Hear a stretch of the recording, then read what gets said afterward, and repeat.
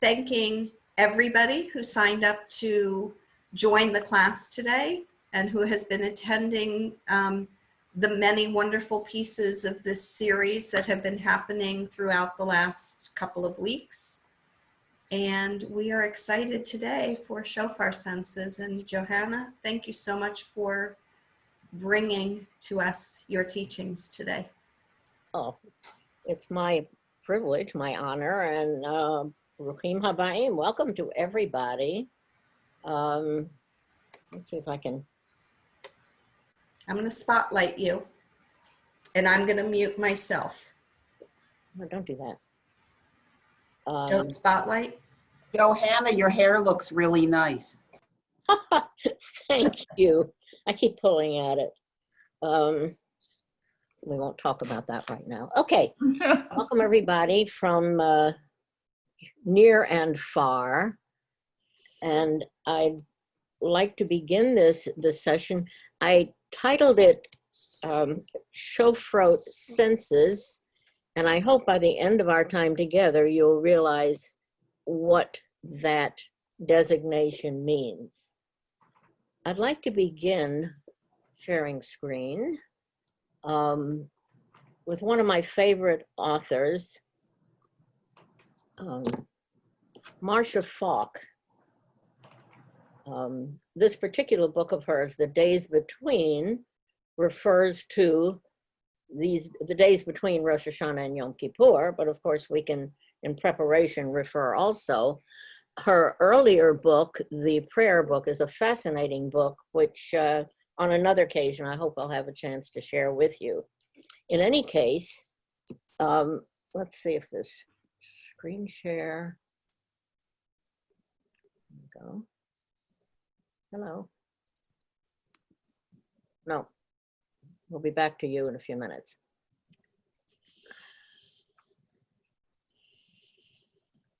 Here we are. Can you all see this?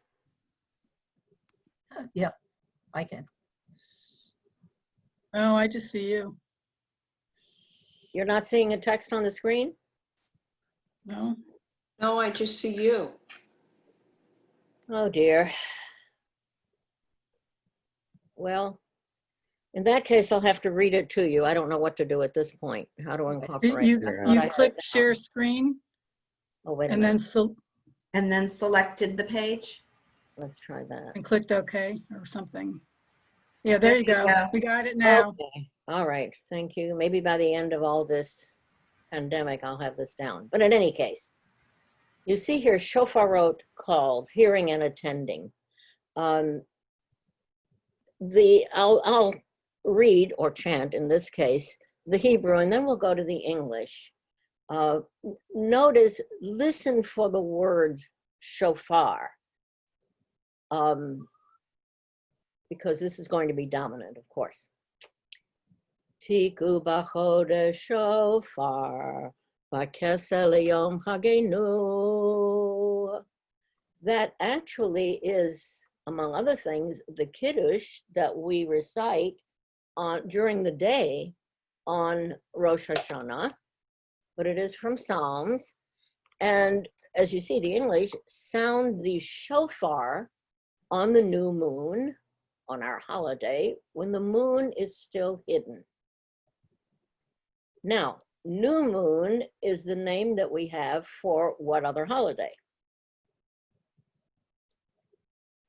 Oh dear, you're all muted, right? Rosh Chodesh. Rosh Chodesh. Thank you. You actually, you know what? I wonder if we could try this unmuted so we could have some back and forth. Absolutely. Everybody can unmute themselves. Let's try it, and if not, we'll have to go to another, notes format. But let's see if we can do this. I don't know how, but there are not that many of us on, are there? No. There's 14 people. All right. Well, 14 computers. Cindy's 2 of them. Yeah. Two-headed Cindy. Okay, let's try it. So someone said, I didn't see who it was because can't pay attention to you all at the same time. Yes, Rosh Chodesh is the new moon. But Rosh Chodesh in the days of the temple was announced with the calling of the shofar, actually from a kind of a parapet, or it's now on top of what is now Robinson's Arch in Jerusalem. So sound the shofar on the new moon was something that was realistically experienced every month.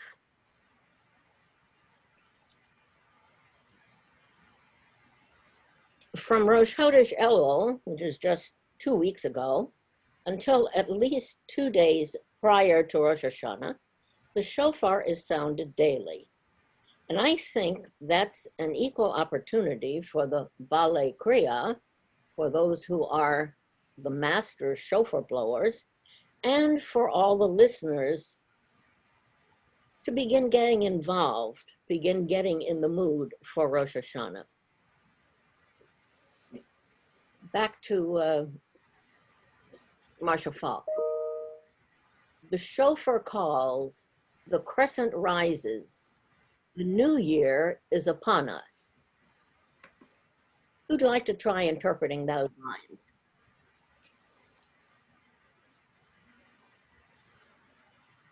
The shofar calls, the crescent rises. What is Marshall Falk referring to here? The indented lines here are Marshall Falk's poetry. The extended lines, if you will, are the texts, for example, the first one from Psalms. I was going to ask you that. Kol ha-shofar nishma. Let's remember that phrase, kol ha-shofar. We'll come across that several times. Hashana ha-chadasha bapetah. The shofar calls, the crescent rises. The moon is higher? Is it higher, Johanna? Well, the crescent. Is What's that the the new shape of moon? a crescent? Is that the ocean? No. No, It the would be the new curvature. moon. Think of the moon. Yeah, new I'm moon. thinking of the moon controlling the tides. And the way it looks to me is the shofar calls, the crescent rises to wash away. And then the new year is upon us. That's beautiful. I think the crescent that I get from this, and on the first night of Rosh Hashanah, which is actually what we call the new moon, Right. very often there's no moon visible at all. Uh-huh. Sometimes the shadow of the moon, almost as though it were an eclipse. But by the second night of Rosh Hashanah, and maybe that's why even in Israel, which doesn't observe 2 days of Hagim, there are 2 days. By the second night, we can sometimes see a tiny Crescent. sliver, or as one of my children used to call it, toenail of a moon, the crescent of the moon. And we'll all have to look for that this year. The shofar calls on the first day normally, not when it's on Shabbat. The shofar calls, and then the crescent rises that night. And the new year, Rosh Hashanah, Shana Chadasha, is upon us. Is this referring to, you said the first part was referring to the Rosh Chodesh Elul. Is this part referring to Rosh Chodesh Elul or Rosh Hashanah? Or it could be both? Aha. Actually, the translation, new moon, refers to all, Right. every Rosh Chodesh during the year. But in the month that we are in right now, during Elul, obviously we hear more than one shofar call. If we're in a position to do so, or by Zoom, we may hear them each day until the last day or two before Rosh Hashanah. We never do it on Erev Rosh Hashanah because we want to have a little break so that on Rosh Hashanah, the sounds will be new in our ears. So you preceded my next question, Yavni. Thank you. What are some of the differences between Rosh Chodesh each month and Rosh Hashanah in terms of the shofar sounds? Or what can the shofar be used for? It's used for call to war, to wake up. Good morning. You have Call 3 to answers prayer. right there. Thanks, Naomi. Yes. Or a call to action. Call to prayer. Toppling the walls of Jericho. Yes, that was very impressive at the time, or presumably. But it wasn't just the shofar that helped to topple those walls. If we were to go back to chapter 1 of Joshua, what else did it take to topple the walls? Does anyone remember? Shouting? Ah, of course. Shouting, and the people marching around the walls, shouting while the shofar was being blown. We'll be reading that as the Haftorah on, I believe, on Simchas Torah, a little bit later on the year, but not too much further. All right, by the way, an interesting use of the shofar when we were living in Oak Ridge, Tennessee, was to call children back into Hebrew school from recess, especially during the month of Elul. And you have to go out and blow the shofar. I'm going to give us in some of our own lifetimes, going back to other uses of the shofar, in some of our own lifetimes, the date, June 6, 1967. Ring a bell? During the week prior to Shavuot, actually. Who can forget seeing and hearing Chaplain Gorin blowing the shofar at the Kotel? And the watchword was Yerushalayim biyadenu. Jerusalem is in our hands. And at the same moment, seeing one of the IDF soldiers marching up onto Har Habayit, the Temple Mount, and planting the Israeli flag. That is our own personal memories of the shofar. I still thrill every time I think of that. Because with the time difference, we literally awoke to the news that morning of Yerushalayim biyadenu and hearing that shofar blast of Jerusalem reunited for the first time in millennia. Let's look at the next paragraph here, if you will, of our text. This one is actually from Isaiah. Let's read it together. O inhabitants Of the of the world, you who you dwell, who You dwell on earth, dwell on the earth, when the flag is Flag is raised raised on the on the mountains, mountains. look, And the the shofar shofar is sounded. sounded. listen. Listen. That is almost as though Isaiah, some 2,500 years ago, was viewing that moment in Yerushalayim on June 6, 1967.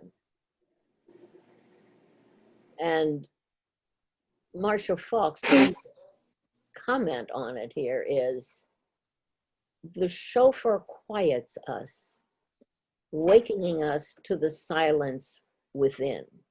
We'll come back to that thought in a few minutes.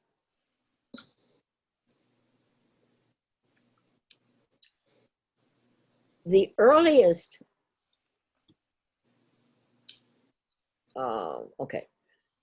the earliest mentioning of the shofar as such is in the book of Shemot, Exodus, in the account of the revelation.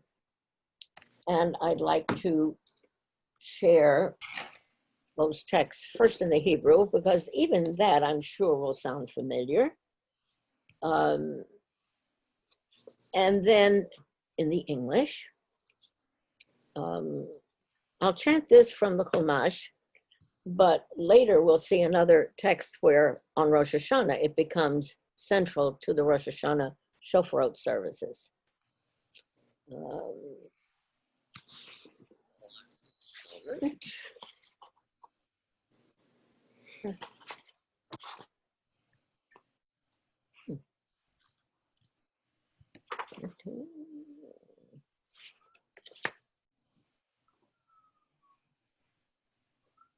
Vahi bayom hashlishi biyot haboker vahi kolot ufrakim ve'anan kaved al har v'kol shofar chazak me'od vayechrad kol ha'am asher b'machaneh. On the third day, as the morning dawned, there was thunder and lightning and a dense cloud upon the mountain and a very loud blast of the horn. And all the people who were in the camp trembled. That's the first biblical mentioning of the shofar. One of the other translations available is, now it was on the third day, when it was daybreak, there were thunder sounds and lightning, a heavy cloud on the mountain, and an exceedingly strong shofar sound, and all of the people that were in the camp trembled. Why? What was the reaction? Why was there trembling among the people hearing thunder and lightning? This was a scene at Mount Sinai, at the foot of Sinai. They were scared. I couldn't hear you. May said they were scared. They were afraid. What were they afraid of? The presence of God. No, No? of an eruption. Oh, the eruption of Sinai. Yeah. Let's teletransport, if you will, ourselves backward some 3,500 years, if you will. This is a whole new experience. You've just experienced leaving Egypt, crossing over in what might have seemed to the people there in an almost miraculous fashion of crossing through dry land in the middle of the Sea of Reeds, and now coming to the foot of a mountain. And here are, if accounts are correct, some 600,000 or more people encamped. Picture that one in the first place. Ben Gurion debated the number, by the way.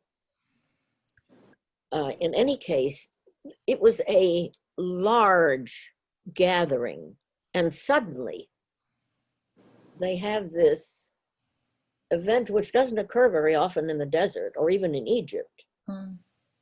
Thunder, lightning, almost the mountain itself trembling, and then the sound of the shofar. Was it coming out of the mountain? Where was it coming from? It was piercing. And the reaction, of course, was the trembling.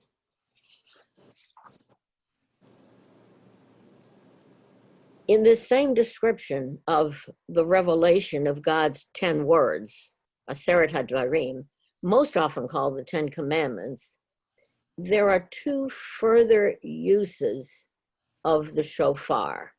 And this time I want to read them to you from the Rosh Hashanah Machzor that we'll all be using within a couple of weeks.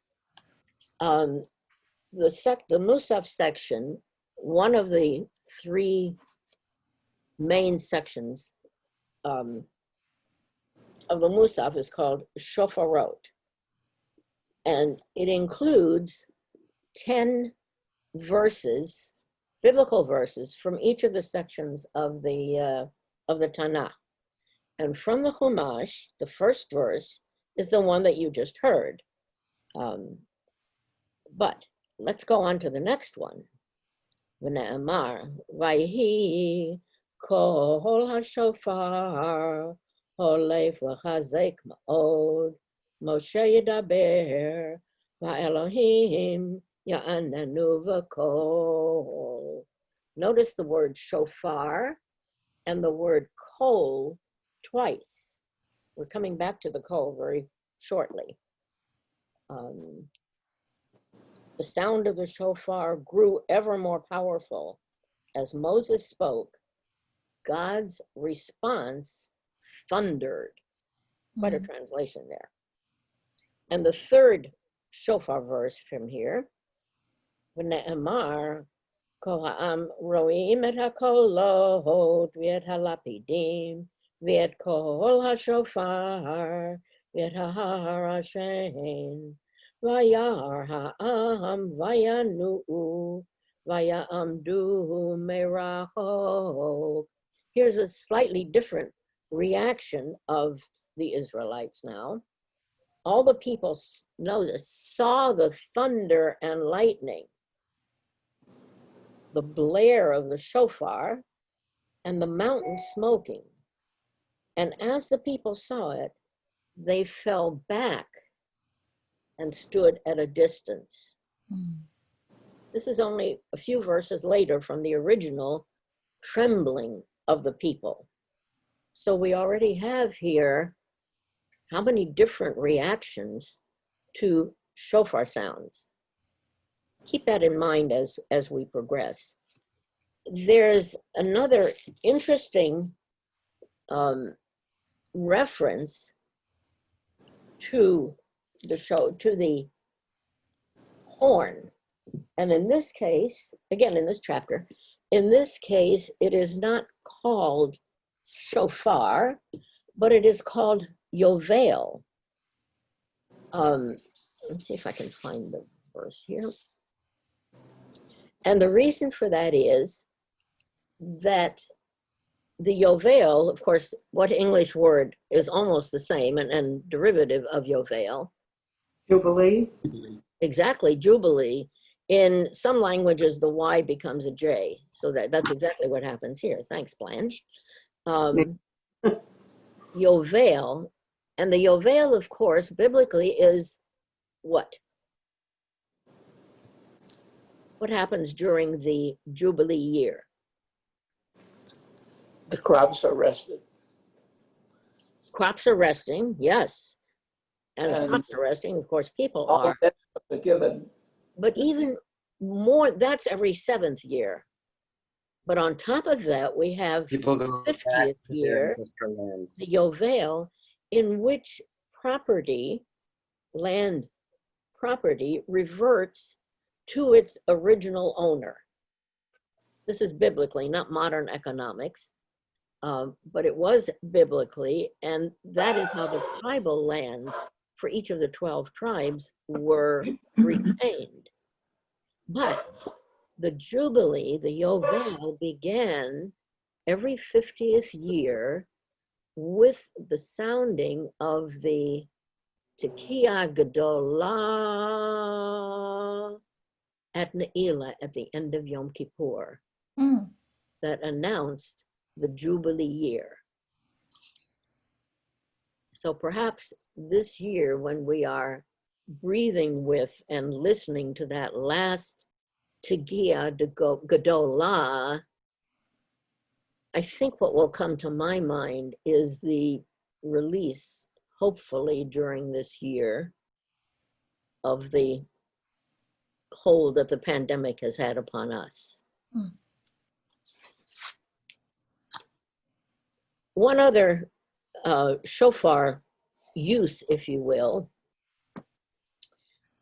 Those of you who have been in Jerusalem on a Friday afternoon, at least a number of years ago, and Yavni, you can bring us up to date if this is still the case. Who has ever experienced Friday afternoon in Jerusalem when there were 3 sets of shofar calls progressively during the late afternoon? And the first shofar call was basically to shopkeepers, time to think about closing up your shops, and to shoppers, it's time to get it together and begin going home. And sometime later, there was the second shofar call. This one said, close up. It's really close to Shabbat. Go home. And the third tekiah was Shabbat Shalom, everyone. Shabbat is here. Yavni, is that still the case in? I have not experienced that. I may be in the wrong neighborhood, but that sounds amazing. Have you ever experienced it? I have not. I have not experienced that. There's a mechanical electronic sound that goes off at the like 40 minutes before Shkia, I think, at the like candle lighting time. But I've not experienced it as a shofar blast and not experienced 3 of them. That sounds amazing. Yeah. We experienced it certainly on our first visit to Israel, and I don't know if it's still being done. Oh, But there are mechanical ways of doing it, which would be too bad.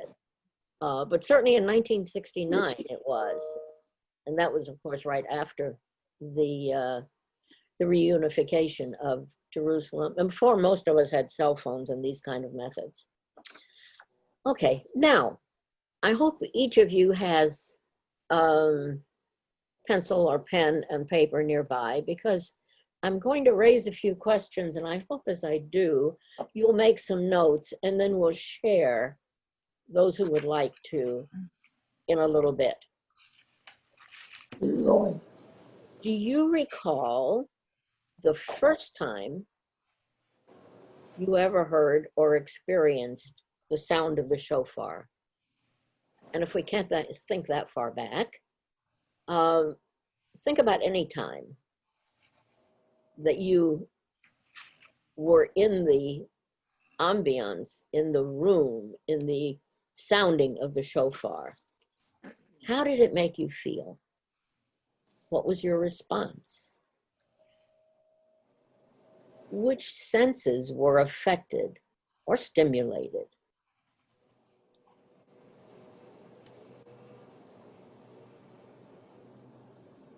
Do you have the same responses each year, each time you hear the shofar? Do you respond the same way from when Rosh Hashanah is not on the Shabbat, on the first day of Rosh Hashanah, to the shofar, as on the second day of Rosh Hashanah? Let's take a moment and compare some notes. Anyone like to start off? I'll start. Wait, let me Randy. see if I can get everybody on here. Go back to gallery view. I can't even find it. Are you on your computer? It'd be on the upper Yeah. right. Okay. Okay. All right. Who said it will start? Hey, Randy. Good. So I do not remember the first time, but I'd like to answer about the same response, whether I have the same response each time I hear it and what effect it is. And I would say each time I hear the shofar, I have the same, pretty much the same response, because I close my eyes and I try to actually absorb the sound waves, because you can feel that going through you, especially when Steve Beckerman blows a shofar. And if there's something, I don't know if it's his shofar itself, in combination with how he is able to blow it or what, but I can actually feel those sound waves. So it's not just hearing it, it's feeling it. And if I close my eyes, it's even stronger. Thank you. That really moves us along. Anyone else? Martha. I remember as a child being in shul, and we had an old-fashioned Orthodox shul where the women's section was up higher, and we got the better view. Yes. But I remember it being very magical. My first experience was, this was very out of the ordinary. Here's like almost a musical instrument. What are they doing, you know? And being very excited. As I've gotten older, now when I hear the shofar for the Jewish New Year, it's with a little bit of foreboding, because I recognize in myself, in my friends, in some of my close family, we have less in front of us than behind us. Mhm. And so the magic and excitement of the shofar also is prophetic to me in a way. And it brings to mind who shall live and who shall die. Mhm. Thank you. Naomi? I sort of have the opposite feelings. I remember first hearing it was probably in shul with my father over the high holidays, because I sat with him downstairs. Well, there was no upstairs. We were a conservative show. But it was a visual and an auditory experience. And there was a hush just before the blowing of the shofar. Probably is he able to get a clear sound out? But that really wasn't in my thoughts. It was then and is today an awesome feeling that it's a sound that's being heard around the world. Mhm. And it's a wake-up call that it's the dawn. It's going to be the dawn of a new day. Although it's in the evening, it's going to be the dawn of a new era for us, a new time for us to make the world right.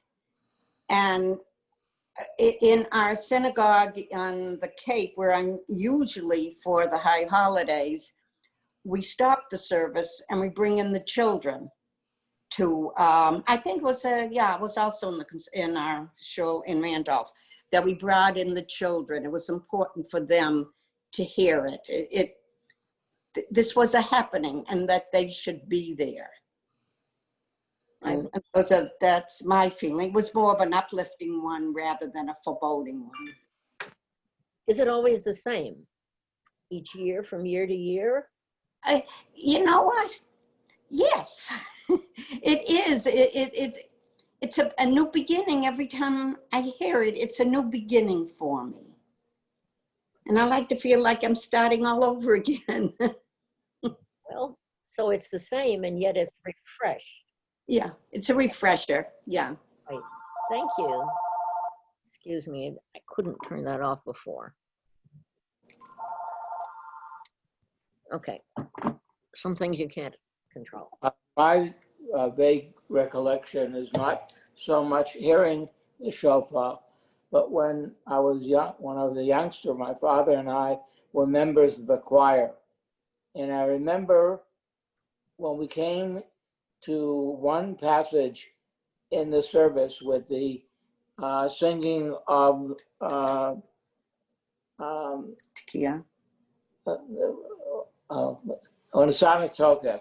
In the middle of the Sonic Tokef is a phrase, theology, Uva shofar yitaka, v'chol damama yishama.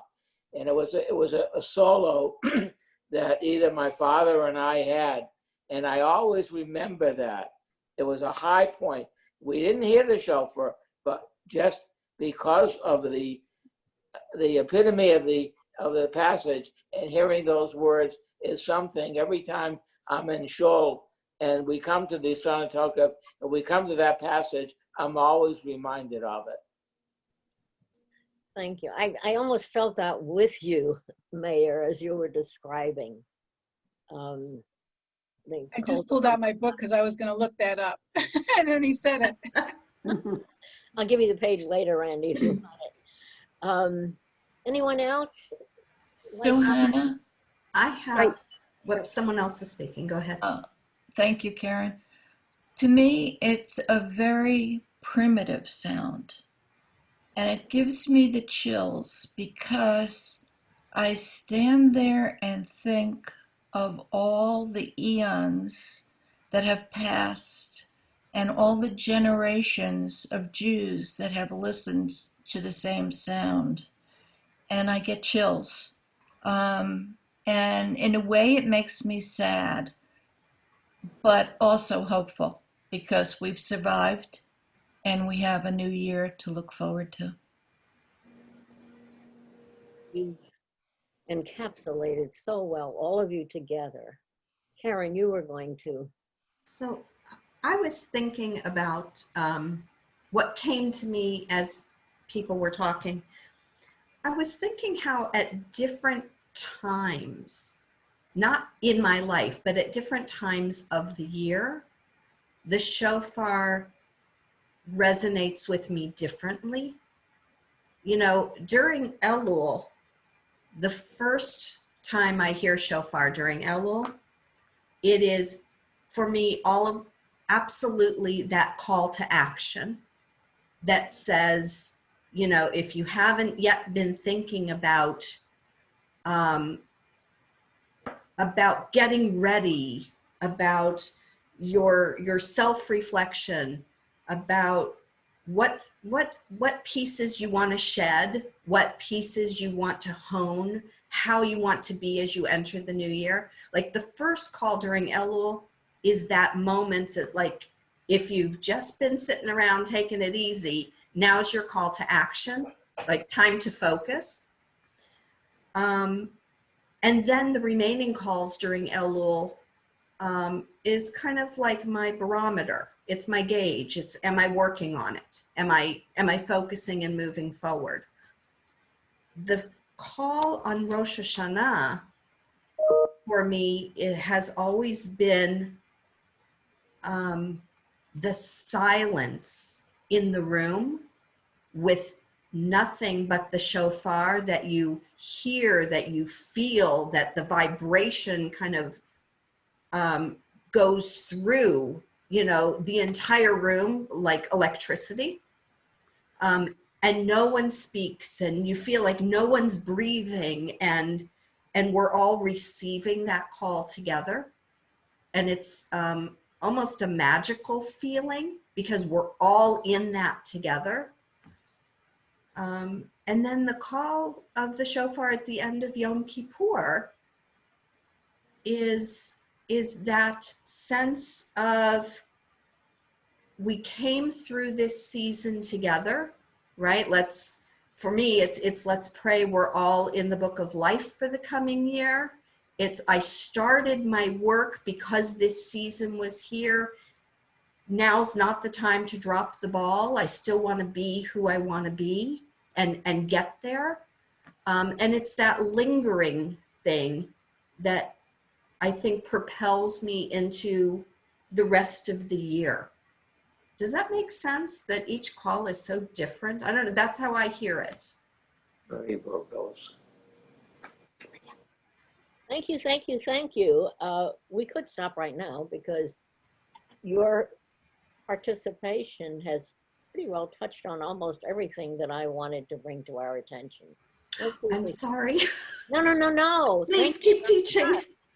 Thank you. It shows that we're on the same shofar sound wave, shall we say. Let's see if I can do this now. Come on. Oh, wait a minute. Green. Oh, dear. There we are. You see that? Mm-hmm. Good. Yes. Okay. This, of course, is the bracha. Let's look at it together at the bracha before the beginning of the shofar service. Oh, Let's read it together. And, you know, you can fill in the dots because you know the bracha formula. Baruch atah Adonai Eloheinu melech asher Shalom ha'olam. Lishmoa kol shofar. The mitzvotav. Now, the four written out final words of the bracha, which of course make this unique, is v'tzivanu lishmoa kol shofar, who has commanded us to lishmoa. It's highlighted for a reason. How would you translate and some of you have heard this from me before, translation by definition is interpretation. How would you translate lishmoa, perhaps in this context? Lishmoa kol shofar. It's not just here. Here, yes, you hear it through your ears, but it's here, and so that it almost penetrates into your depths, into your soul. Thank you. Anyone else? Experience it. I'm sorry, Randy? Experience it. Experiencing, hearing in the depth of your soul. Any others? Lishmoa has two functionings. One is the actual hearing, and the second is listening, to understand the significance of what the shofar means. Hearing, listening, understanding, depths. By the way, who says this bracha?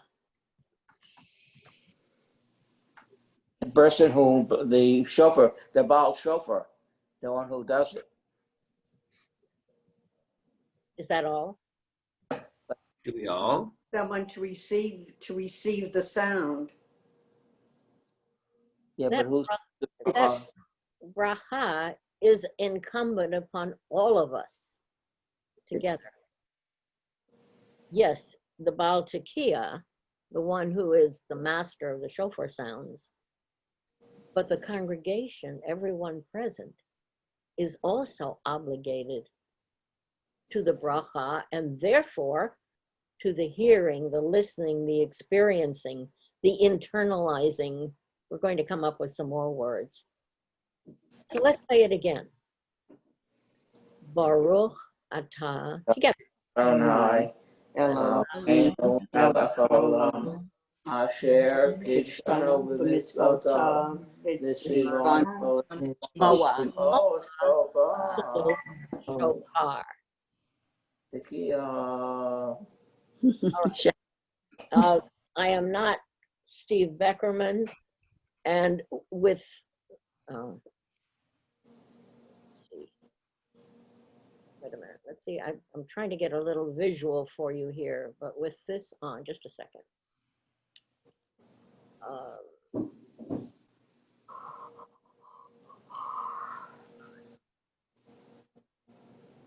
With apologies to my in-house shofar blower, I don't know if you can all see this little figure, but I'm going to try, at least so we know the notes that we are now going to be studying and looking at.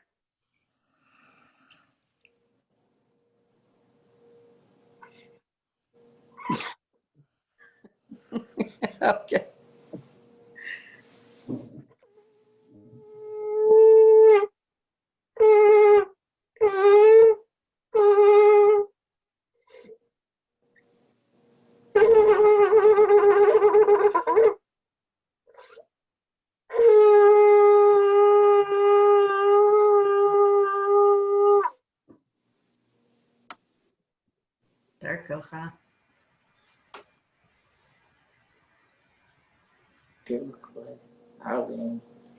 First note is known, of course, as the name of the note is the tekiah. It's one of the words we find in the biblical mentionings of the shofar. And it's you, and you've already mentioned how the shofar sounds may affect you, but the tekiah particularly says what, or can say what? Let's see if we can get What does tequila mean? well, when you hear the sound, Listen, wake up. wake up. That's certainly a start, and Karen mentioned it in terms of the hearing it in Elul, the first time we hear it. But we're hearing it on Rosh Hashanah throughout the service, I have no idea how this will play out this year, by the way, and how many of us will be actually in the same space physically, not just Zoom or what I call two-dimensional instead of three-dimensional space, to actually feel, as Cindy mentioned as well, to be able to feel the vibrations of the shofar. I think we have to be in the same physical space. But I think we'll all have the opportunity to find out this year how we react to the shofar in a different format than we normally experience. So let's see if I can bring up.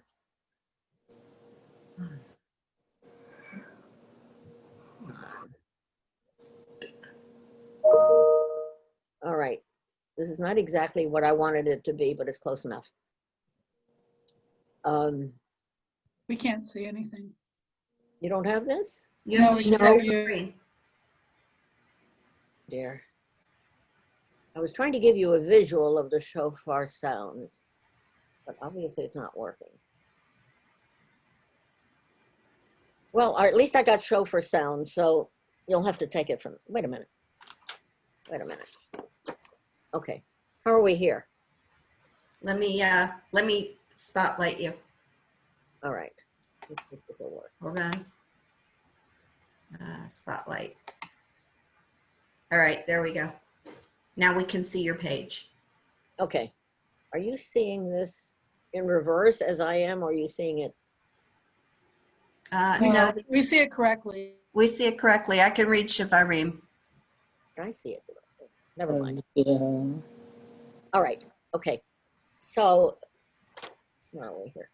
All right, the first note, tekiah, visually would be a long introductory note which says, attention, something's happening, something's coming up.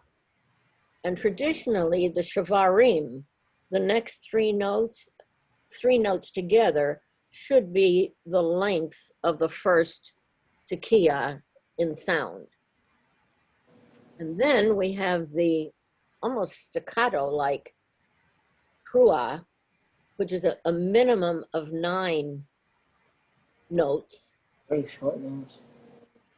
Very short, da, da, da, da, da, da, da, da. And each shofar blower, of course, has her own style and abilities, and each shofar has a unique sound. But in any case, the minimum of 9 should be the equivalent of the first tekiah in length. And the final, the tekiah gedola, depends upon the Baal tekiah, upon the breath, upon the shofar, and we've all experienced that. In any case, just to visually give you an idea for a moment. Now, given that, well, I had one question here, but I think we've already had some very good answers to this, but I'll repeat it for those who didn't participate before. Which of our senses and sensitivities, which parts of our bodies are or may be stimulated and challenged by hearing the call of the shofar, kol ha-shofar? In what ways specifically? We've already had some wonderful sharings. Does anyone else want to share how they feel within their, let's say, 5 senses and beyond at experiencing or even thinking about kol ha-shofar?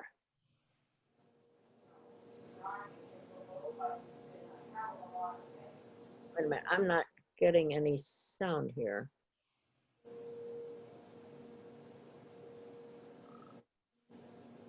Can you hear us? No, I Johanna? can. Yeah, no, I Okay, we can hear you. but I can't see you. You can switch to gallery view and then you can see us. I'm trying, but I can't find it. It's the 9 little dots that look like a square. Oh, there we go. Yeah, it keeps moving from, there we go. Sorry. I'm sorry about that. Technology interferes sometimes. Was there someone who wanted to share how they, in their senses and sensitivities, respond? Ruth, were you? Yeah, I get memories. So it's my brain that I get family memories when I hear it. Yeah. I go back through my whole existence from the beginning, and when I was in college, synagogues that I've been in, and family I've been with, and friends that I've been with. That you have experienced a shofar with together? Right. So that's a beautiful family history. Zichronot, which is another portion of the Musaf service, Zichronot. Thank you for that. We've had, Yavni, were you? Sure. I guess I feel, because it's something that I feel like it's a thing that I'm supposed to experience, incumbent on me to hear, I feel like sort of extra like attentive, and like I don't want to miss it. Like I lean forward and I put my ear toward it, and That's a physical reaction. right. We've already mentioned how we might remember our early remembrances, thanks to Ruth and some of the others who shared.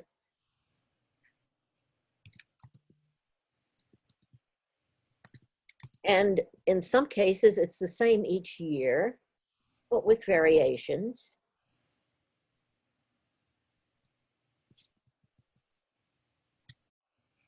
Let's think just for a moment. Ears we've certainly covered pretty well. How about our eyes? Is there a way that our eyes, anything that we take in as we think of our eyes in relationship to the shofar? There are certainly many different shofarot. I mean, this obviously, most of them are from ram's horns, but you've all mentioned Steve Beckerman, who has that magnificent, and all those long, magnificent shofarot are of Yemeni extraction. So we have the physical shofarot that we can recall. Martha? I think it's a very iconic image. There's something about the person doing the honor and the talus and the shofar. It's a very lyrical but iconic image that somehow or another, you have seen, those before you have seen, those that will go after you will see. And so to me, it's a very beautiful, almost a dance type of performance. That's a unique thought. Thank you. Naomi, yeah. We read at the time that the day of reading the story of Abraham and the Akedah. And that's a very traumatic happening. And here is the ram's horn, and the ram is the substitute sacrifice. And coupling the two together, I find it unsettling.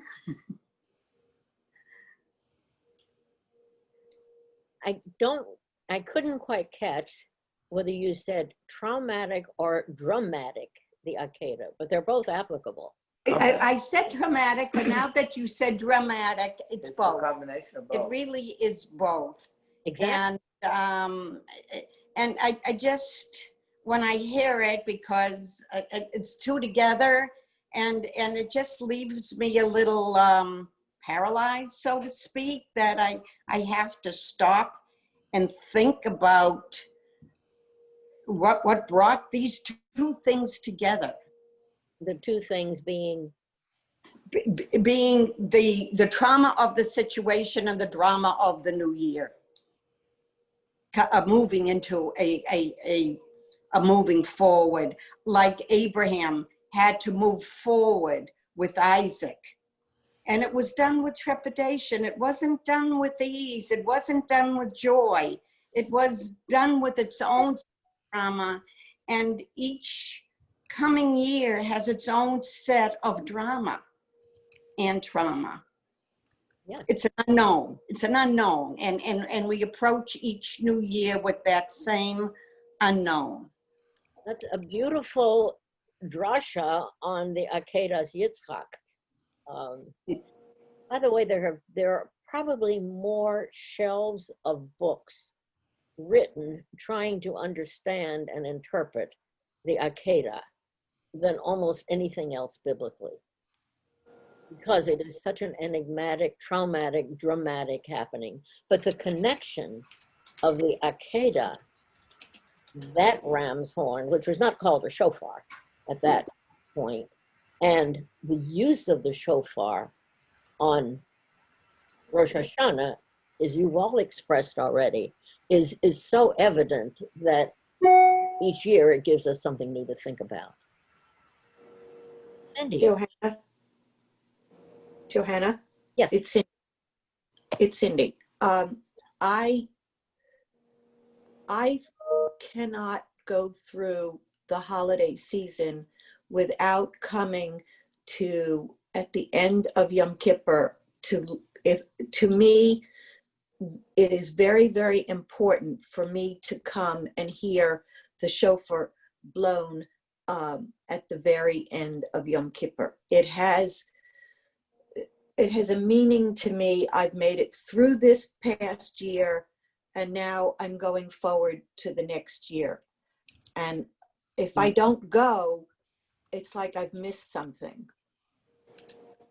A closing of some kind, or a push into the next level, or liberation. All of these are words that have been used to describe that last Tekiah Gedolah. Just as a point of interest, how many of you, when you're listening to the various shofar notes, breathe with the Baal Tekiah, as he, in most cases he, I'm rarely heard she,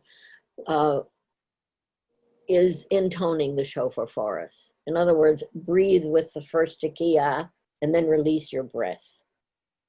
Breathe with the shofarim, shofar, and then release. And then breathe quickly with the truah. And then when it comes to the Tekiah Gedolah, I have found myself trying to hold my breath as long as Steve Beckerman is blowing that note. I have not succeeded. It's not possible. He's holding that note longer than I, or probably most of us, can hold our breaths. Mhm. Which is, I think is unique to Steve. I've heard long Tekiah Gedolot, but I think his is about the longest. But I'm always, I will admit this, a little disturbed at the congregational reaction to his Tekiah Gedolah. Can you explain? Try to remember back. People are holding out for how long that note will continue. And then there's almost a tittering in the congregation as it's released. But it's not the kind of feelings that we have been describing about how the shofar affects us as we've been talking this morning. It just, maybe that I'm overly sensitive, but I've sometimes been upset and a little bit offended by that reaction within our own congregation. Certainly not everyone. Are you saying that we're looking upon it as a personal accomplishment for the shofar blower rather than the meaning behind it? That's my question. No. I don't presume to get into anyone else's mind, but that's how it could appear, yes. I mean, because I've witnessed the same thing. It's like a clapping at the end, like it's a performance. Yes. And it isn't. It has its place and it's got its message at Right. the end of the service, and it's not one of applause. Exactly, thank you. I think it's, you know, to give credit to those who respond this way, I think it's a visceral response. Johanna, in order, the normal length for anybody to hold a note is between 12 and 15 or 20 seconds. The fact that he goes all the way up to 30, sometimes 35 seconds is amazing. And I'm not trying to defend what people are doing, but it's almost like they are holding their breath with him. And when he finishes, it's a, that's the best way I can describe it. And this comes from someone who's an expert in the field, so I appreciate your input, Cindy. I think I've seen that. I understand what you're saying, but the way I perceive it is not like a brava in an opera scenario, but rather like in amazement, and that he has brought us with him, and that the longer we are with him, the higher we ascend somehow or another. And so for me, it's like I celebrate that moment as a passenger with him. That's a very nice drasha, nice interpretation, Martha, and I think we shall leave it at that. Can I say something on what Martha just said? Sure. Martha, I find it fascinating that you said like that we're rising with him, or whatever your phrase just was on that, because I have seen in various places, not just here at CBS, but where when you hold your breath along with the Baltikia, sometimes you see people who actually go up on their toes. It's like they're trying to hang on to that breath before letting go. Yes. So, maybe in some ways it is an aliyah for our neshama along with the Baltikia. Very nice. We're getting some new images here, and I appreciate. I'm trying to visualize this, but I think you're right, Karen. I think we are participating with the Baltikia, possibly unconsciously. This is our body responding to Correct. the shofar. Right. And that's And really the reason you go up on your toes is you're trying to expand the chest cage to get the air to come up. It's a physical, visceral thing. Mm-hmm. But there's also but as well as becoming a spiritual thing. Right. It's physical, but it's spiritual at the same time. Right. I mean, Martha touched on it. Like we're taking that ascent along with the call of the shofar, and I think we feel it, and I think you can physically see it in people. And I think that's what we experience when that Tekiah Gedolah comes to its conclusion. And there's on some level, it's like we're drained, right, along with the shofar blower.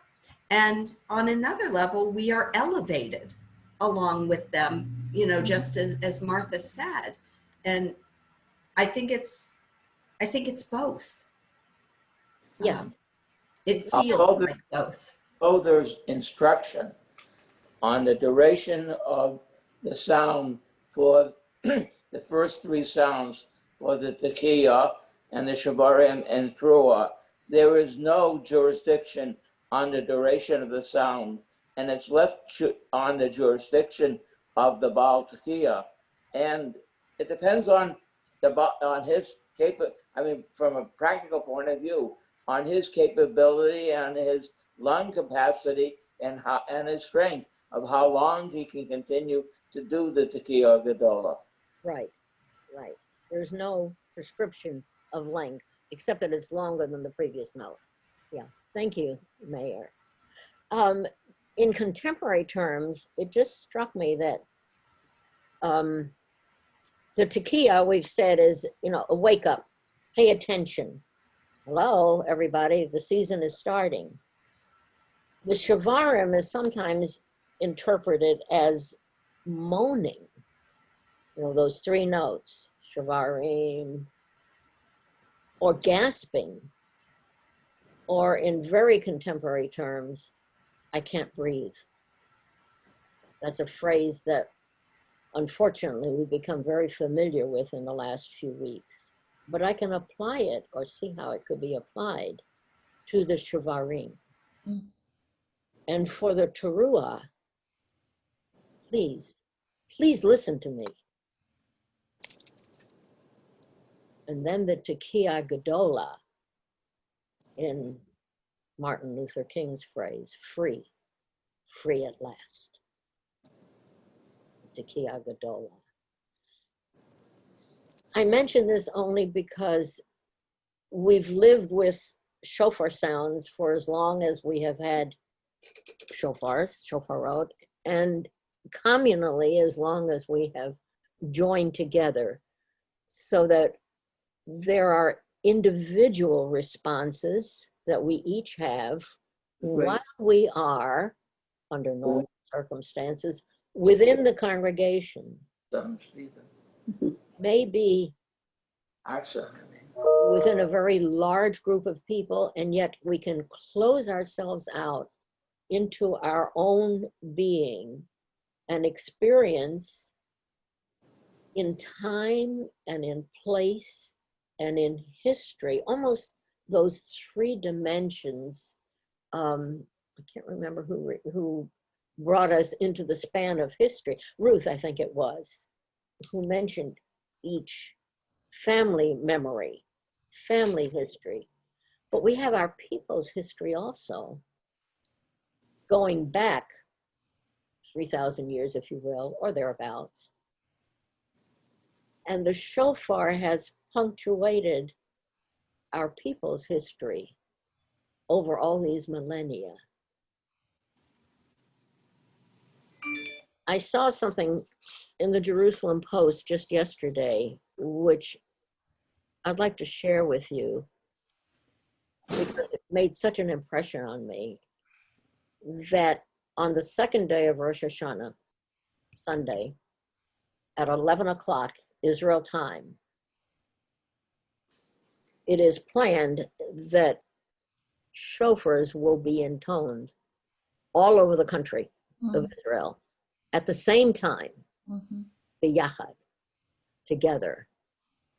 And I'm just trying to imagine that happening and the feeling of achdut, of togetherness, biyachad, that hopefully will be the feeling engendered in Israel.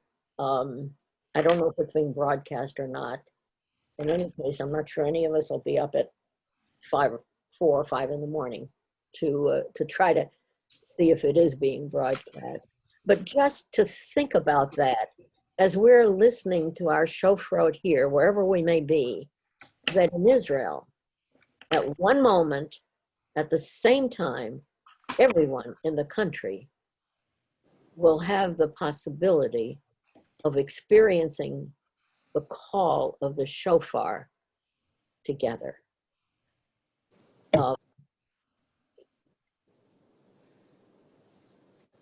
Two more notes, and I thank you for your patience.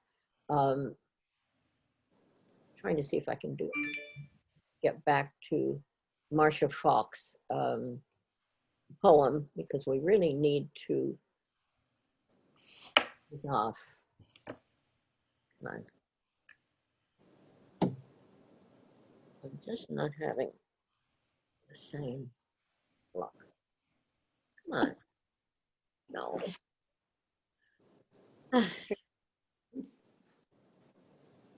All right, here we go.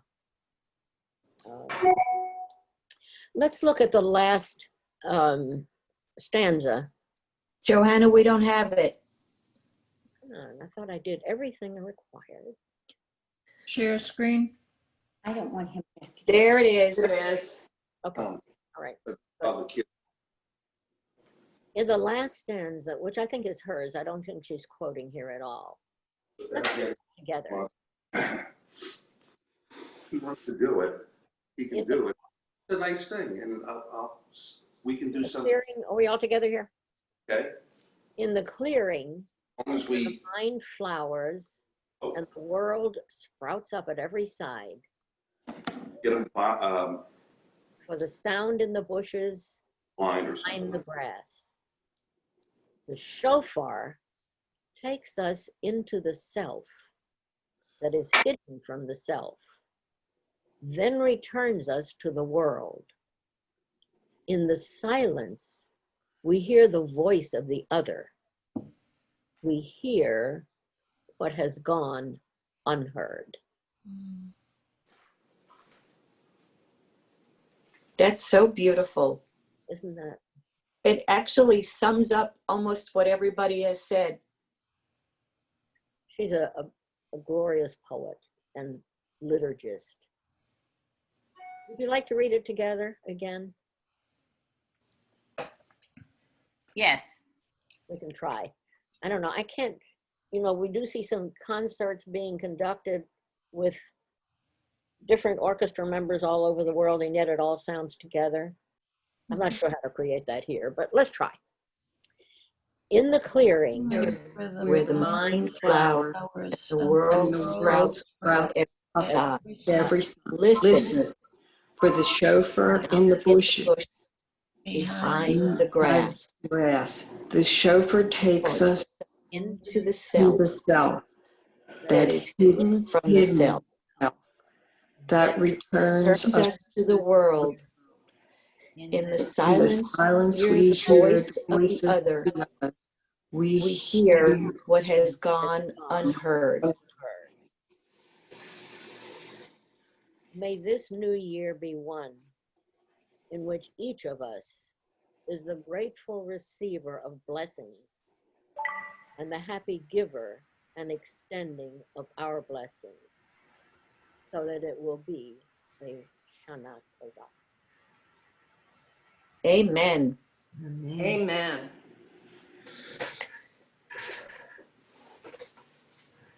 That's beautiful, Johanna. For sharing this experience. Johanna, do you want to stop sharing screen so we can see each other? Wait a minute.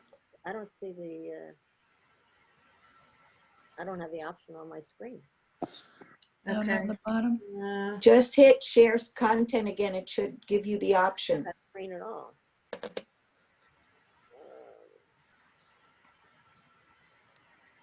That's all right. I'm going to take away your co-host and then you should not be sharing any longer, I think. I don't have the screen of Oh, here we go. Got it off. there we are. Okay. Okay. Always a learning curve on Zoom. Sorry. Well, that was really fun and very different than I expected, Johanna, but I think we're all going to hear the shofar in a new way, which is great. That's the objective. So thank you for saying that. But Thank you so much. It was really Thank you. very, you, very Johanna. special. Thank you, Jo- Thank you, Johanna. It was beautiful. And it expressed, And it was lovely to see Yavni. my feelings. any final comments from Jerusalem, Yavni? Yeshel Kochech. That was a lot to reflect on and think about as I'm interacting with the shofar this year. Yeah. We'll be thinking of you in Jerusalem, and you'll have to report back on whether you're in a position to hear those shofar, wherever they meet. Oh, right. I've got my own here that I'll plan on blowing. You can I'll contribute. try to listen to the neighborhood too. Well, I presume people will be stepping out into the street blowing and people hanging out of their apartment around Probably. the windows trying to hear and participate. But Yeah, we'll be thinking of you there, that's for sure. probably thinking there. Oh, thank you, Johanna. We loved this. you. This was a wonderful session. Thank you. Thank you. Shana Shana Tova. Tova to everybody. Shana Tova. To all. Thank you. Yasher Koach. Johanna, thank you. This was beautiful. I agree. We were all here together and look forward to seeing you one way or the other on Rosh Hashanah. Mhm. Two I'll dimensions. just make a super quick announcement to those still left on the screen. Watch your email. There's a change in our plans for Slichot. We, instead of CBS doing their own Slichot program, David Silvera is postponing his class for another time, and we will be joining in with over 100 congregations from across the U.S. participating in an entire evening of Slichot services, learning, programming through United Synagogue, through USCJ. The link will be going out in the mail. Everyone does need to register themselves to get into the Zoom. But no, let me say it this way. Every participant needs to be registered separately. But for anyone who has difficulty registering, if you contact the office, Sarah can send the email in to register for you with the email you want used and your contact information, so that everyone can participate together with the Jewish community across the US, maybe North America, I'm not sure, might just be US, and with fabulous teachings from rabbis, from cantors, from synagogue leaders across the way. So make note of that and just watch for it in your email so that if you want to participate, we can be sure to help you register if registration is difficult. Yeah, Okay. thank you. What a wonderful opportunity to really Yeah. feel To really create community for Slichot, right? Absolutely, yeah. Right. And when the notice comes out, it will come with a link to look at the schedule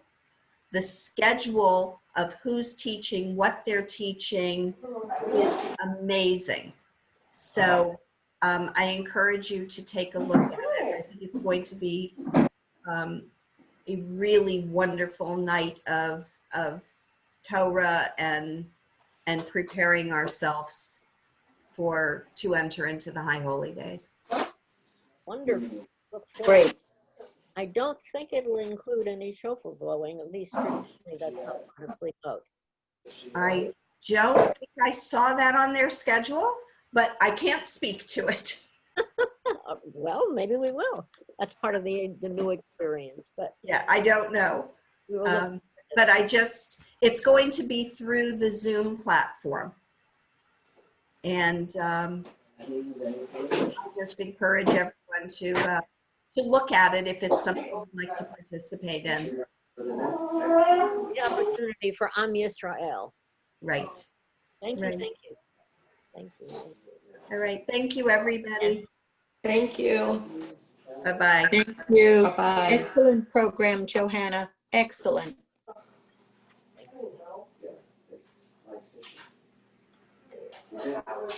Karen, figure it out.